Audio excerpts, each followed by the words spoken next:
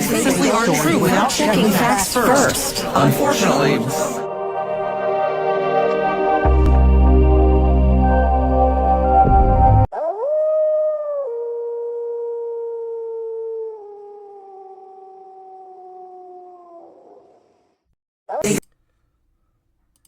Hello and welcome to Wolfpack Media. I'm your co-host, Benaiah Husemann, and today we're doing another episode of Wolfpack React. I'm sure you guys all woke up and seen the news today. The U.S. and Israel have decided to finally attack Iran. We have actually struck Iran in the wee hours of the night, I believe it was. And I woke up and I seen the news, and I wasn't surprised. I actually, yesterday or the day before, I had been saying I think it's going to happen this weekend because the U.S. Gerald Ford was on its way, and today or yesterday it finally made its way into the region. And Trump usually tries to do these things on the weekend when the stock market is closed to minimize the impact. I don't think it's going to minimize the impact when we see the stock market open up on Monday. I think there's going to have massive repercussions to this.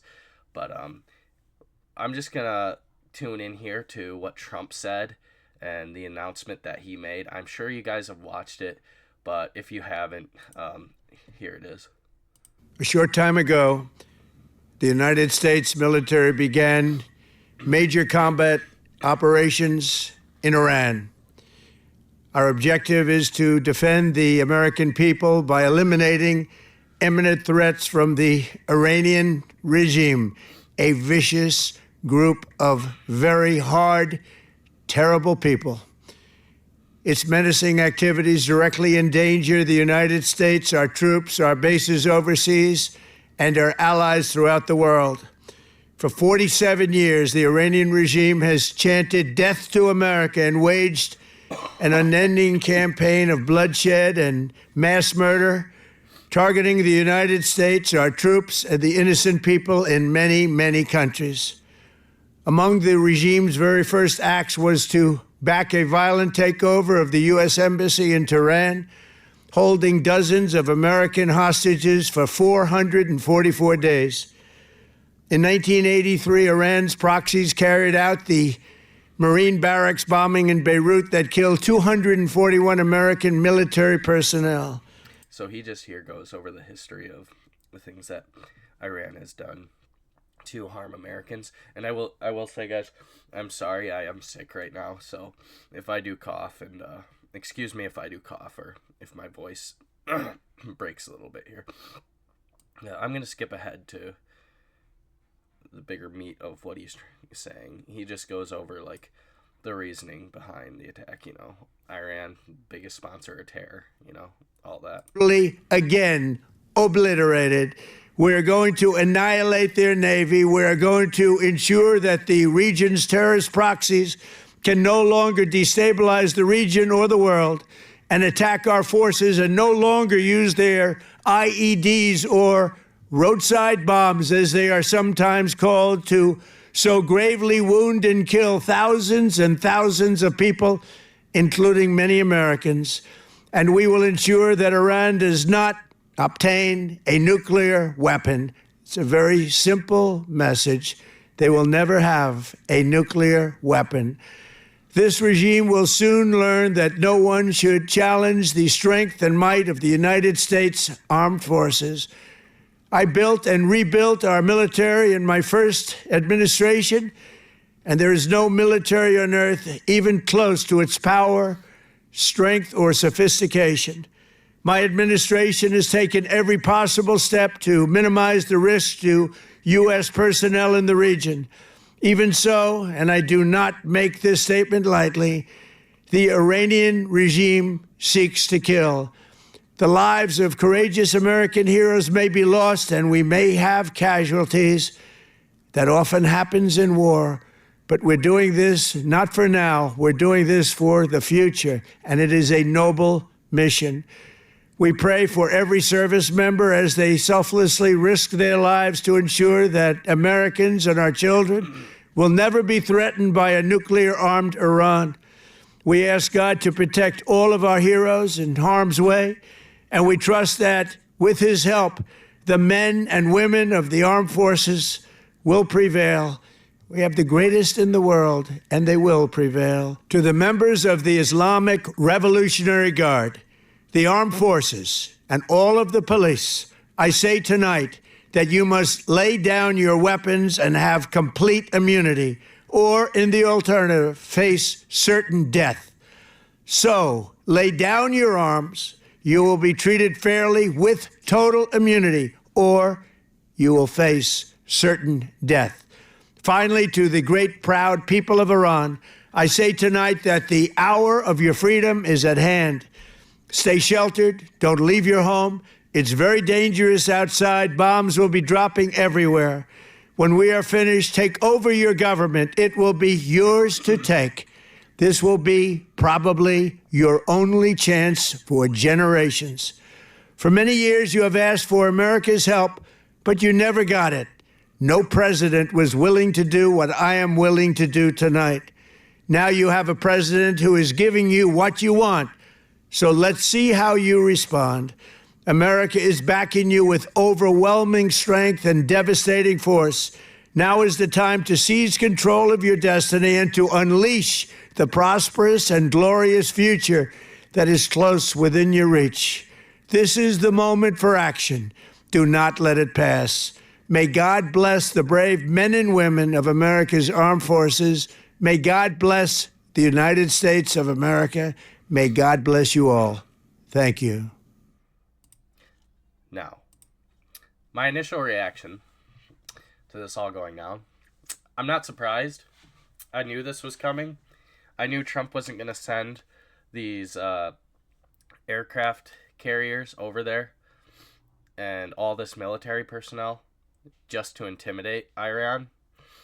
I think negotiations fell through, and once he started sending more military personnel and preparing, it was pretty much inevitable. I think they were waiting for the right time. As far as whether I agree with it or not, my opinion's a little bit more nuanced than, like a lot of people are either like totally anti-war. Trump's turning his back. He was supposed to be the peace president. It's supposed to be America first. And then there's the people that are like, well, we have to destroy the Islamic State of Iran because they're the number one state sponsor of terror in the world. My opinion's a little bit more nuanced. It depends on the variables. It just all depends on how it's executed. If Trump was able to do this and he was able to paralyze their military, cripple their military, take out their leaders, and this doesn't turn into anything like a prolonged war like Afghanistan or Iraq, I think Trump did the right thing. And the regime change goes smoothly and all that, and another corrupt power doesn't take over, then Trump was right, obviously. In hindsight, we'll look back and be like, he's right. If this does turn out to be a prolonged war, and they didn't execute it, and Trump was wrong.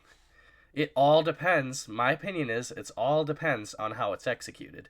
So I have a little bit more nuanced opinion. I'm not going necessarily, Trump made a huge mistake, or yes, Trump, good job, you attacked Iran. I will say, Iran did execute 30,000 of its citizens who were protesting. 30,000 of them. And Iran is the number one state sponsor of terror. That is true. But I just, like I said, I think it all depends. If he is able to stabilize the Middle East and to get that region under control without it being a prolonged war, he made the right decision. If it turns out to be a prolonged war, obviously he made the wrong decision. Or maybe he made the right decision, but he just didn't execute properly. Now, the reports I'm seeing, they believe they have taken out high-ranking military officers, and they believe they killed the supreme leader of Iran, according to Israeli officials. Now, I don't know if that's true. There's conflicting reports. But let's look at the initial reaction of the citizens after this all took place, and this is in the streets of Iran.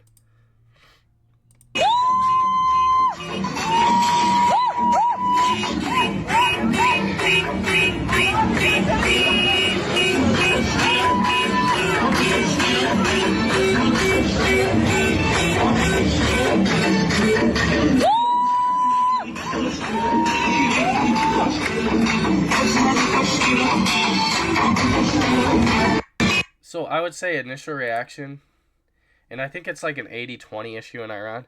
I think about 80% are against the regime that's in charge right now, and about 20% is loyal to the regime. And that might be because they have ties to the regime, their family, friends, etc. But initial reaction looks like these people are happy, and it looks like they have a positive reaction to what's going on so far.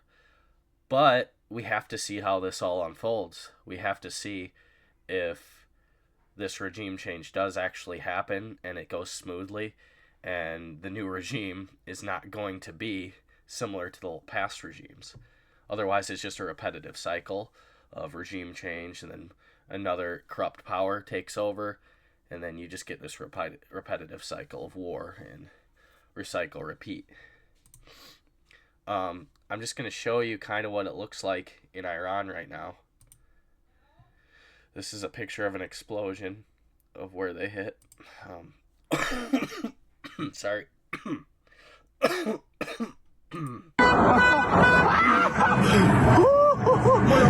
jets in the skies of Iran. Sounds like the people are actually celebrating. Like seeing that. So, initial reaction of the Iranian people is they're happy. Okay. Initial reaction of a lot of people, especially on X, Democrats, Republicans, and a lot of America First influencers. They're extremely upset with Trump, and they think he made a massive mistake. Here's Thomas Massey. I am opposed to this war. This is not America First. When Congress reconvenes, I will work with Representative Ro Khanna to force a congressional vote on war with Iran. The Constitution requires a vote, and your representative needs to be on record as opposing or supporting this war. Acts of war unauthorized by Congress. The U.S. is attacking Iran, according to AP. Okay, so a guy like Thomas Massey is opposed. A lot of most of all Democrats are opposed to what Trump did, which isn't surprising at all. Like, come on, it's not surprising at all. And I just want to say something. Okay, let's say Trump goes to Congress for permission and tells all the Democrats, oh, we're planning to strike Iran. You don't think that information isn't going to get leaked to some foreign country? Like, come on. The Democrats would definitely leak that information, and then Iran would find out exactly when they're going to strike and all this. There's a reason that Trump isn't going to go to Congress and say, hey, we're going to sneak attack Iran and take out their high-ranking military officials and possibly their supreme leader. I mean, that's just stupid. It's illogical. It doesn't make sense. So, and also, Thomas Massey's actually wrong on this. President Trump has complete authority to do this. It's called the War Powers Act, okay? Now, if we go under the U.S. Constitution, the president serves as Commander-in-Chief of the Armed Forces, Article 2, Section 2, while Congress holds the power to declare war. However, the specific requirement for notifying Congress about military action stems from the War Powers Resolution of 1973, a federal law enacted to balance these powers and ensure congressional oversight. Key provisions relevant to notifying Congress. The president must submit a report to Congress within 48 hours of introducing U.S. armed forces into hostilities into situations where imminent involvement in hostilities is clearly indicated. The report must detail the circumstance necessitating the action, the estimated scope and duration of the hostilities or involvement, and the constitutional and legislative authority under which action is taken. Without congressional authorization, U.S. forces must withdraw within 60 days, with a possible 30-day extension if the president certifies it for a safe removal. So, to summarize what this is saying, the president can and has the authority to do what he just did, as long as there is a written report to Congress within 48 hours, and he has up to 60 days in which he would have to declare war with congressional authorization. So I don't really know where Thomas Massey is getting this. He's obviously absolutely wrong. If he thinks he knows more than Trump does and the information that Trump's getting about imminent threats, I would like to see that because I don't believe he does. I don't think Trump just did this for no reason. I don't think he did it on a whim. And that's what I have a problem with a lot of people just saying, well, Trump made this huge mistake. I'm like, I think Trump did this for a reason. And I'm hoping he's got a good reason. I mean, I could be wrong, but I'm pretty sure Trump had a good reason for doing what he's doing. And we're going to sit here and act like Trump wasn't trying to negotiate. We've been trying to negotiate for over a year since he took out their original nuclear facilities in Operation Midnight Hammer. So the biggest news coming out right now is a controversy on whether Iran's Supreme Leader Ayatollah Khamenei, sorry, I can't pronounce that, but the Ayatollah leader, basically the Supreme Leader of Iran. We have a report, Iran's Supreme Leader has been reportedly killed after military strikes. And then we also have a report of Iran says the Supreme Leader of Iran is still alive after military strikes. So, there's a big controversy here on whether this guy is dead or not. If he's dead, Trump's basically won. And what I was referring to earlier, he executed perfectly, flawlessly, and this isn't going to be some drawn-out thing. I mean, if he's completely incapacitated, all their high-ranking military officers and the Supreme Leader, they have no leadership. And without leadership, you're not going to do very well in a war. You're going to lose fairly quickly. And I think even if he is still alive, there's a high likelihood that he's not going to be alive by the end of today. I'm just going to tell you that. But this is what's really going on right now, whether he's alive or whether he's dead. And now this says, Iran says Supreme Leader Khamenei will give a speech just hours after the U.S. and Israel targeted him in assassination attempts. Just 1 hour ago, Israeli media said the odds Khamenei survived their strikes are slim to none. The world now awaits the supposed speech. So, if we do get a speech, he turns out he's alive, okay, they didn't execute and he's still alive, which would be a bad thing. It'd be more likelihood that this war is going to be long and drawn out if he was able to escape. But we do have to remember that Iran would have good reason to lie about this. Like, they're not going to be like, oh, our Supreme Leader is dead, oh, we're screwed, we give up, That's not in their best interest. I will just say that. That's not to say he's 100% dead. I'm thinking 75% the dude's probably dead. Because I think that the U.S. and Israel had intelligence, and I think they actually have CIA operatives or whatever Israelis' intelligence task force is inside Iranian government that was actually leaking inside information, and they knew exactly where he was going to be, and that's the reason they struck when they did. That's just my opinion. I could be wrong. Okay, so this is also a big one. Iran retaliated, and it didn't just attack Israel. It attacked multiple other countries in the region, which is very bad for them, including Dubai. Look at this. They hit a hotel in Dubai.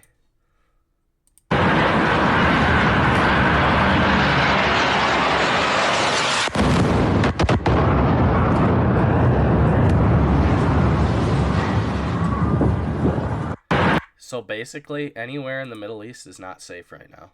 It's absolute mayhem, absolute chaos.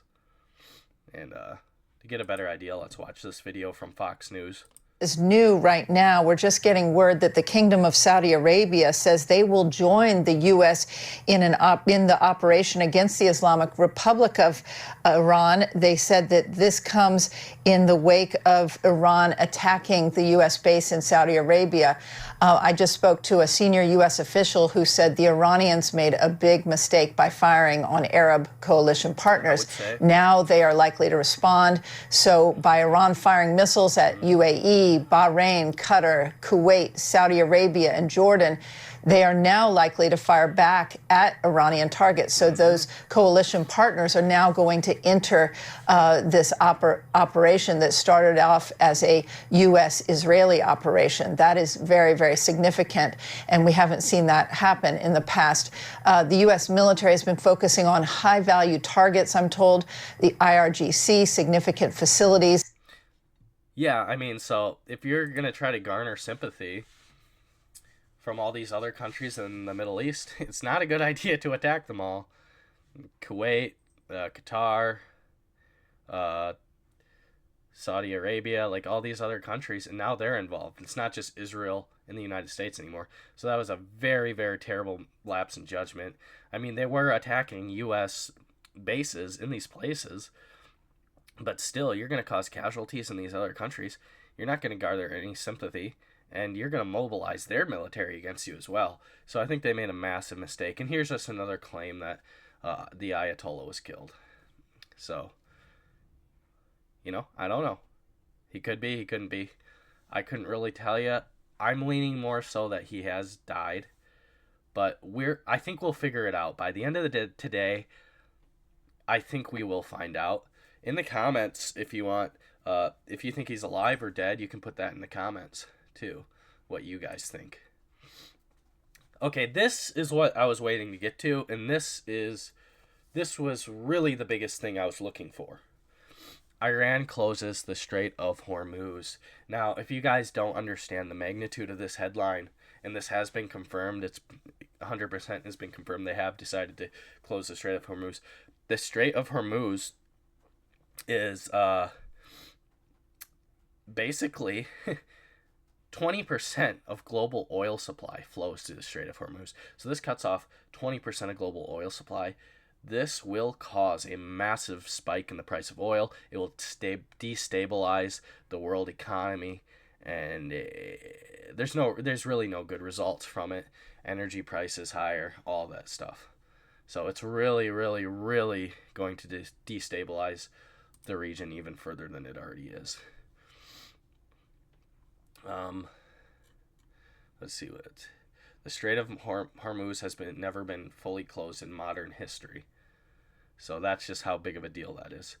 And also, guys, I do think that Trump has more motives to do this besides regime change. I think he does want more control and more say over the oil in that region, because China and Russia does get a lot of that oil, which is where this could lead to tensions with Russia and China, which could be potentially devastating if this isn't executed correctly. I will just say that.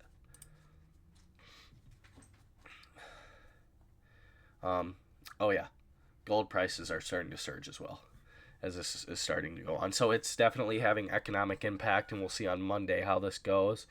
But yeah, I just wanted to get this video out to you guys as soon as possible. This is breaking news. This is massive news. This is possibly the biggest news in the last decade that we've actually gotten.